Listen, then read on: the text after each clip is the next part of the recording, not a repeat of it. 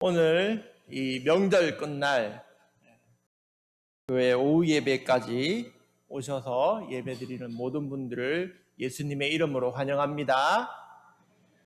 여러분이 승리자이십니다. 고향은 잘 다녀오셨습니까?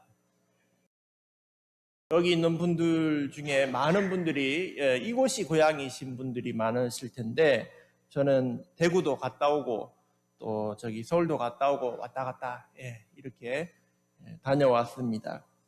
가족들이 추석에 모이면 서로 밀렸던 이야기도 하고 정을 나누는 시간이 바로 명절 기간입니다.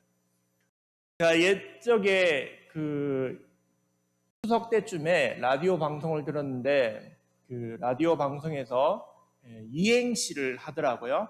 가족을 가지고 이행시를 하는데 이런 문자가 들어왔습니다. 가족 하니까 가식과 족쇄다, 이렇게 말을 한 겁니다. 가족이란 게 보기는 좋지만 사실은 좀 가식적인 면도 있고 얽어매는 그런 족쇄 같은 면도 있다, 그런 것을 비꼰 말이겠죠.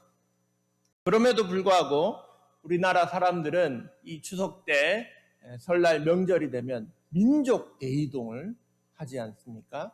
막 함께 움직여서 기차표도 다 매진시켜주고 버스표도 다 매진시켜주고 어렵게 그렇게 갔는데, 오늘 이 본문에서도 아버지가 살던 땅으로 돌아가 산 한 사람이 등장합니다.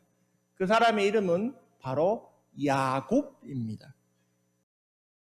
아버지가 죽은 후에 야곱은 아버지가 살던 땅에 살았다라고 오늘 이 창세기 37장 1절에서 그렇게 시작합니다. 우리들은 흔히 아버지의 땅을, 아버지가 살고 있던 땅을 고향이라고 부릅니다. 그러니 이 야곱은 고향으로 내려가서 그곳에 살았다, 이런 의미가 될 것입니다.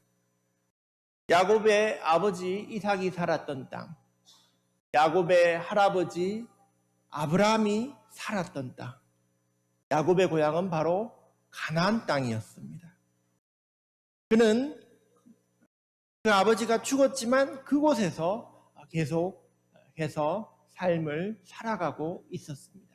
그래서 명절 끝날 오늘 이 아버지로서의 야곱, 그리고 고향의 이야기를 함께 나누어 보려고 합니다. 창세기 37장은 사실상 주인공은 요셉입니다. 그런데 37장 1절에는 바로 야곱이 등장하는 것을 보게 됩니다. 이 앞에 이야기들이 어떤 이야기냐면 36장에서는 에서의 족보가 나옵니다. 그리고 그 앞에 35장에서는 이삭이 죽고 그 남은 아들들 야곱과 에서가 아버지의 장례식을 치르는 장면이 35장에 등장합니다. 그리고 나서 36장, 37장 이렇게 이야기가 이어지는 것이죠. 그런데 한번 생각해 보십시오. 아버지가 죽었다고 야곱이 살 만큼 아버지 이삭하고 야곱이 친했던가? 라고 생각해 보신다면 그렇지는 않은 것 같습니다. 야곱이 어떤 사람이었습니까? 아버지한테 속여서 대신 장자의 축복을 받은 사람이고, 형을 속여서 축복권을 뺏은 사람인데, 그 땅이 어디입니까? 바로 가나안 땅이었어요. 또 그 아버지는, 이삭은 야곱을 어떻게 대했냐면, 이삭도 좀 문제가 있었던 것 같습니다. 이삭은 형 에서만 사랑을 했어요. 그래서 에서에게 복을 다 내려주기 위하여 그렇게 준비하다가 그것이 야곱에게 빼앗긴 것인데, 그러니 이 야곱의 입장에서 보면 아버지가 그렇게 나를 별로 사랑해 주지도 않았던 그 고향 땅이 바로 가나안 땅이었던 것입니다. 그런데 이 야곱이 아버지가 죽은 다음에도 그 고향에서 떠나지 않고 뭐 별로 좋은 기억도 없었는데 그곳에서 계속 살았다라는 말씀으로 오늘 본문이 시작하는 것입니다. 이 본문을 보면서 저는 이러한 마음이 생겼습니다. 야곱은 왜 그 땅에서 살았을까? 아버지가 날 사랑해 주지도 않고 형하고 싸웠던 땅이고 형이 날 죽이려고 했던 그 땅인데 왜 하필 아버지의 땅, 고향 땅에서 야곱은 계속 살았을까? 왜냐하면 아버지에게 좋은 기억을 받지는 못했지만 그가 아버지에게 받은 것이 하나 있었는데 그것이 바로 신앙이었다는 것입니다. 그 가나안 땅은 바로 하나님이 약속으로 준 땅이었다는 것입니다. 비록 아버지와의 관계는 좋지 못했고 형과의 관계도 좋지 못했지만 그 가정에서 야곱은 굉장히 중요한 것을 한 가지 물려받게 됩니다. 그것은 바로 하나님 신앙입니다. 하나님께서 복 주시는 분이시고 하나님께서 나를 인도하시는 분이시라는 그 믿음을 그는 물려받은 것입니다. 그래서 아버지의 땅, 가나안 땅에서 할아버지의 땅, 그 가나안 땅에서 그는 약속의 땅임을 믿고 계속 살아가게 된 것입니다. 할렐루야. 그가 아버지로부터 물려받은 형으로부터 빼앗은 그 장자권이 무엇입니까? 그것은 바로 하나님이 축복해 주신다는 권리입니다. 그러니 그가 받은 것은 바로 다름 아닌 신앙을 받았던 것입니다. 여러분, 우리도 사실 명절이라고 모이지만 툭탁툭탁 다투기도 하고 말씀도 부리고 또 뭐 얼굴을 붉히기도 하고 그렇지 않습니까? 그러한 가족의 모습들도 있지요. 그런데 그럼에도 불구하고 가족들끼리 조금 뭐 다투고 뭐 이렇게 한다고 할지라도 그럼에도 불구하고 우리가 자녀들에게 물려줄 가장 중요한 것 한 가지는 물려주어야 된다는 것입니다. 그 이삭이 그 야곱에게 준 것은 바로 신앙인 것처럼 우리 가정이 혹 다투고 갈라지고 아파하는 마음이 있다 할지라도 자녀들에게는 반드시 믿음을, 신앙을 물려주어야 할 것입니다. 그러한 여러분이 되시길 축복합니다. 계속해서 야곱의 가정을 보겠습니다. 저는 이제 야곱의 아버지의 역사였고 이제는 야곱의 가정의 역사가 2절부터 등장합니다. 2절을 보시죠. 야곱의 족보는 이러하니라. 요셉이 17세의 소년으로서 그의 형들과 함께 양을 칠 때 그의 아버지의 아내들 빌하와 실바의 아내들과 더불어 함께 있었더니 그가 그들의 잘못을 아버지에게 말하더라.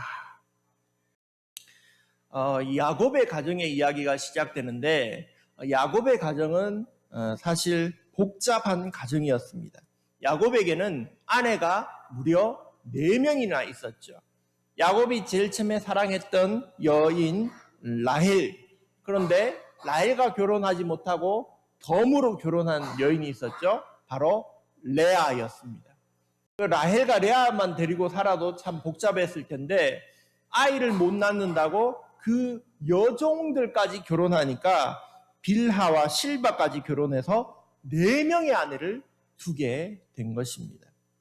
상식적으로 생각했을 때 4명의 아내가 있는 집안이 조용할 것 같지는 않습니다. 우리가 드라마라든지 아니면 현실 세계에서도 아내가 한 명 더 있는 가정, 남편의 외도라든지 아내의 불륜이라든지 그런 두 집 살림의 이야기가 결코 행복한 이야기들이 들리지는 않습니다. 마찬가지로 이 야곱의 가정도 어머니가 4명이나 있으니까, 아내가 4명이나 있으니까 사실은 굉장히 복잡하고 어려운 가정이었던 것입니다. 그런데 그 많은 아내와 그리고 많은 아이들이 있는데 야곱은 딱 한 명을 사랑한 것입니다. 딱 한 명, 나중에 낳은 바로 자기가 사랑해서 사랑한 여인의 아들 바로 요셉을 사랑한 것입니다. 요셉은 나이가 17살이었는데 요셉 위로는 형들이 10명이나 있었죠. 그리고 요셉의 입장에서 보면 계모가 3명이나 있는 셈입니다. 친어머니 빼고 나머지 어머니가 또 3명이 있었으니까. 그러니 요셉의 입장에서 본다면 이 가정은 정말 불우한 그러한 가정 환경이라고 볼 수 있습니다. 또 그 사이가 어땠냐면 3절에 보면 요셉이 노년에 얻은 아이라고 야곱이 그를 더 편애하자 요셉은 오히려 형제들에게 미움을 받았다고 적혀져 있습니다. 미움이 가득한 가정. 야곱의 가정은 평탄하지 못했습니다. 그런데 그럼에도 불구하고 이러한 계모가 3명이 있고 자기를 미워하는 형들이 10명이나 있는 이러한 복잡하고 어려운 가정 속에서 우리가 주목해야 할 한 가지는 바로 요셉입니다. 요셉은 성경 인물 중에 가장 뛰어난 인물로 칭찬받는 사람입니다. 그런데 그의 가정이 어땠다고요? 가장 불행한 그런 가정 환경이었던 것입니다.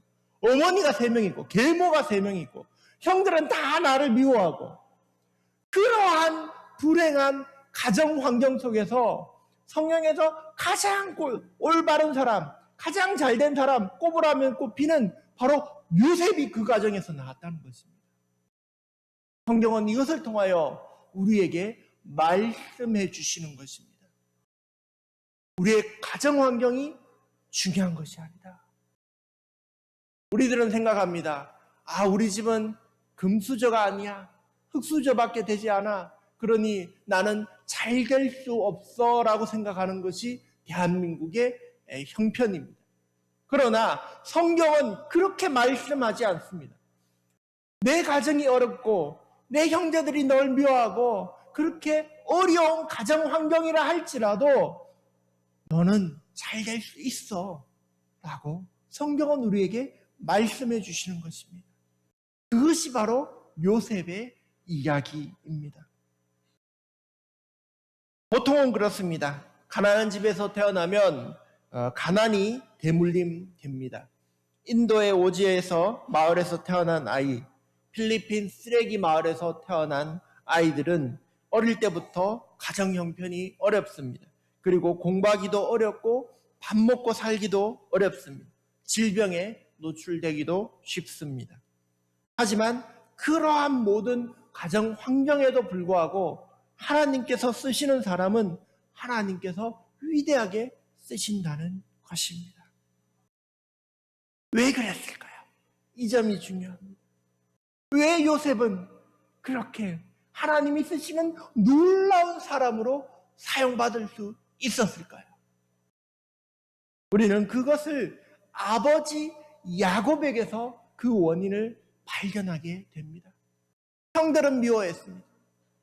어머니도 자기를 미워했습니다. 어머니들도 자기를 미워했습니다. 그런데 딱 한 사람, 극진하게 자기를 사랑해주는 사람이 있었습니다. 그게 바로 아버지 야곱이었습니다.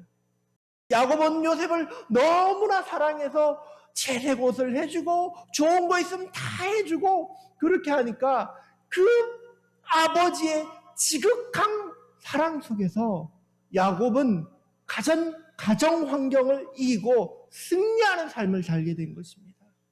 할렐루야! 여러분, 우리에게도 하늘 아버지가 계시지 않습니까? 하늘 아버지가 우리를 사랑하시는 줄 믿습니다. 아버지의 그 사랑만 있으면 우리가 가정 형편이 어렵다 할지라도 나에게 어떤 어려움이 있다 할지라도 우리가 승리할 줄 믿습니다. 그것이 야곱이 아버지로서 요셉에게 해준 것입니다. 또 그 야곱의 이야기 마지막을 보겠습니다. 뒤쪽 10절, 11절을 보시죠. 10절에 요셉이 꿈을 이야기했습니다. 요셉의 꿈. 그러자 그가 그의 꿈을 아버지와 형들에게 말하매 아버지가 그를 꾸짖고 그에게 이르되 내가 꾼 꿈이 무엇이냐? 나와 내 어머니와 내 형들이 참으로 가서 땅에서 엎드려 내게 절하겠느냐? 이 말만 들으면 야곱은 요셉을 훈계하고 핀잔 주고 깎아내리는 것처럼 느껴집니다. 그러나 중요한 것은 11절의 말씀입니다. 그의 형들은 시기하되, 형들은 더 미워했습니다, 요셉을. 그런데 그의 아버지는 그 말을 간직해 두었더라. 야곱은 요셉이 상식적이지 않은 말을 했기 때문에 그를 교훈했습니다. 가르쳤습니다. 그러나 그가 한 말이 매우 중요한 말임을 가슴으로 깨달았던 것입니다. 그래서 그 말을 간직하고 있었던 것입니다.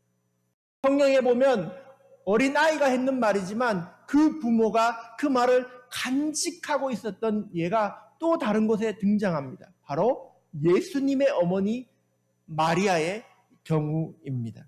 예수님께서 어려서 누가복음 2장에 보면 6월절에 혼자 성전에 남아있게 되는 사건이 있습니다. 그런데 다시 만났을 때 이해할 수 없는 말을 하게 됩니다. 그러나 모친 마리아는 이 모든 말을 마음에 두니라라고 성경은 말씀하시는 것입니다. 아버지로서의 야곱은 그 요셉이 가지고 있던 그 꿈, 요셉이 말한 그 꿈이 결코 허황된 꿈이 아니라 이것은 하나님이 주신 꿈이구나. 이 요셉이 말한 무엇이 뭔가 굉장한 중요한 의미가 있구나라는 것을 마음에 품었던 것입니다. 여러분, 요셉이 그 꿈을 잘 간직하고 나중에 어떻게 되는지 우리들은 다 잘 알고 있습니다. 요셉의 꿈을 통하여 하나님은 역사하셨고 그가 비록 종으로 팔려 이집트 땅에서 노예 생활하다가 나중에 13년 후에 총리로 세워지게 되고, 그리고 그가 많은 사람들을 곡식을 준비하여서 흉년에 먹여 살리는 구원자로 세워지게 됨을 우리는 잘 알고 있습니다. 여러분, 이런 놀라운 하나님의 계획에 요셉의 꿈이 사용되어진 것입니다. 여러분, 자녀들의 꿈이 하나님의 계획으로 사용되어지시길 축복합니다. 여러분이 그 꿈을 심어주십시오. 너의 꿈 속에 하나님의 계획이 있기를 바란다. 네가 하나님의 나라를 생각하고 네가 하나님의 계획을 위하여 살아가는 그러한 사람이 되기를 원한다고 자녀들을 그렇게 축복하며 길러내시는 야곱과 같은 사람들이 되시기를 축복합니다. 그것이 우리에게 주시는 마지막 세 번째 교훈입니다. 아버지로서의 야곱은 요셉을 꿈의 사람으로 길러냈던 것입니다.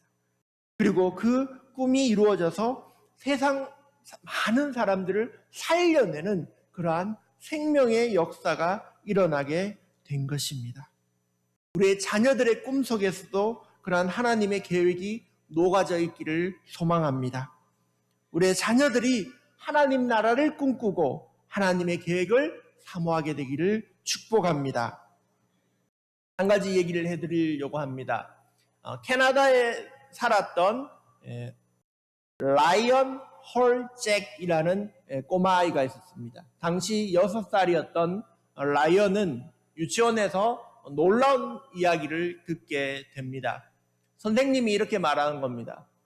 저기 먼 아프리카 땅에는 상수도가 제대로 돼 있지 않아서 깨끗한 물을 먹지 못하고 깨끗한 물을 먹지 못하니까 온갖 질병으로 죽어가는 아이들이, 사람들이 있단다라는 말을 6살짜리 라이언에게 해준 것입니다.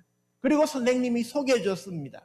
그리고 어떤 NGO 단체에 우리가 모금을 하면 그 사람들이 우물을 파준대, $70에, 이렇게 얘기를 해준 겁니다.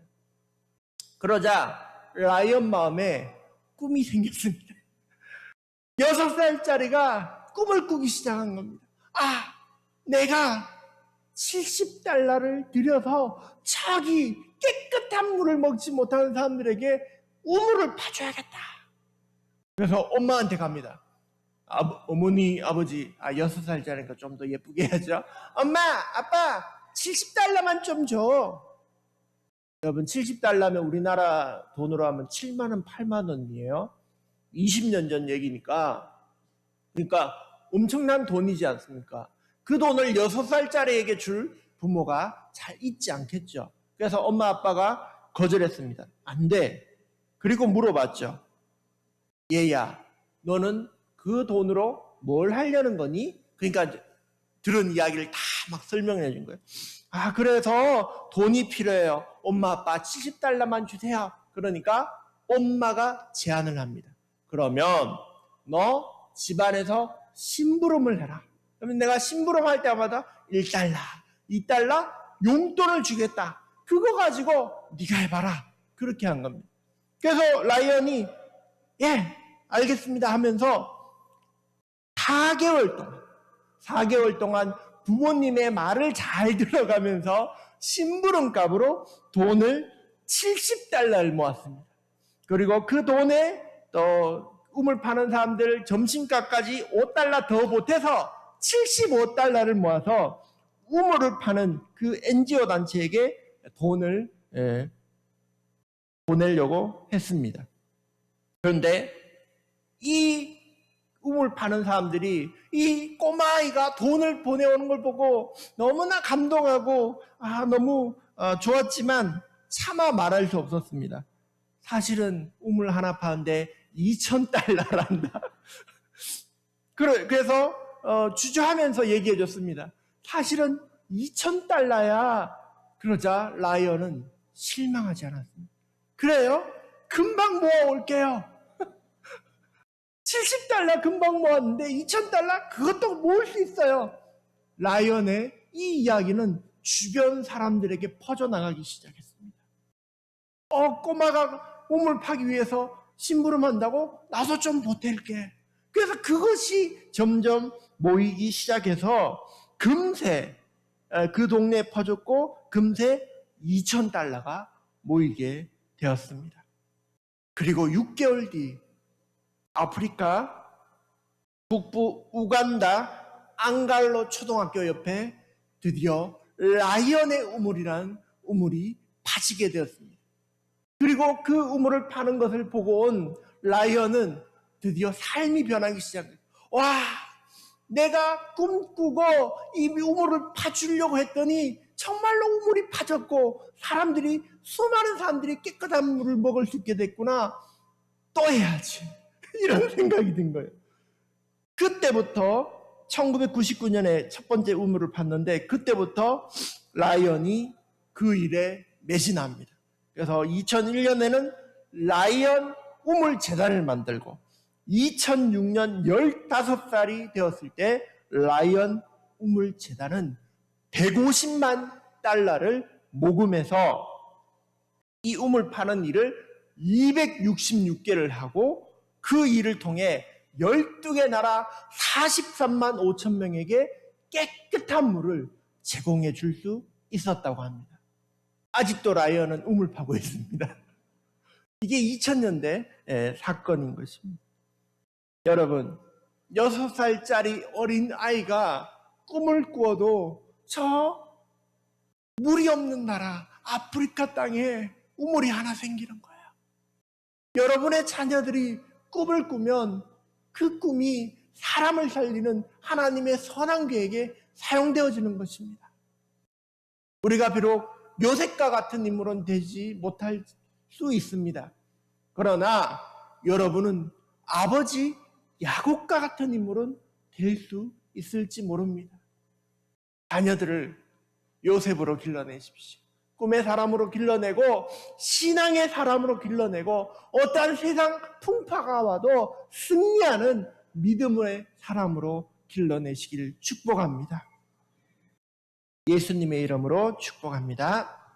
기도하겠습니다. 아버지 하나님, 아버지 야곱이 했는 것처럼 우리도 자녀들에게 하나님 믿는 온전한 믿음을 물려주기 원합니다. 또한 자녀들의 마음속에 하나님의 꿈을 심어주기 원합니다. 주님, 우리의 자녀들을 받아주시고 하나님의 선한 계획으로 인도하여 주시옵소서. 감사드리며 예수님 이름으로 기도드립니다. 아멘.